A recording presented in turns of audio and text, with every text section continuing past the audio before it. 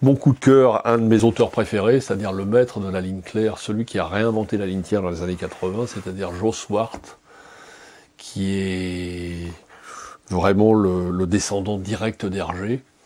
Les éditions de Noël Graphique ont réédité tout Swart, c'est-à-dire il y a l'intégrale de toute son œuvre dedans. Seul un peu bémol que je mettrais, c'est le format. Ça, c'est la quintessence de la BD des années 80. C'est Futuropolis, c'est Métal Hurlant, c'est tout paru dans ces revues-là. Pour les gens de ma génération, c'était la redécouverte de la BD adulte dessinée comme Tintin. Donc on avait le droit de le lire parce que ça faisait du Tintin et en fait c'était de la bande dessinée adulte. Il y a des scènes un peu, des fois, choc. Et c'est un graphiste au départ qui a fait des affiches publicitaires absolument somptueuses. C'est absolument à redécouvrir d'urgence parce que c'est vraiment un chef-d'œuvre.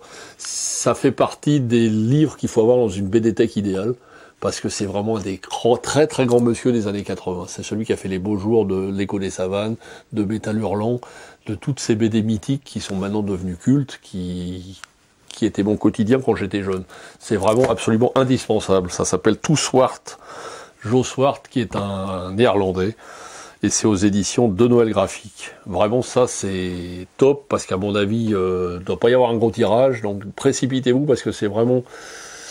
S'il y a des choses qu'il faut avoir dans sa bibliothèque, on ne sait pas pourquoi, on ne sait pas si c'est bien, mal ou pas, si vous ne posez pas de questions, ça, il faut l'avoir. Point. Si vous voulez avoir une BD-tech idéale, c'est la BD qu'il faut avoir, sans se poser de questions.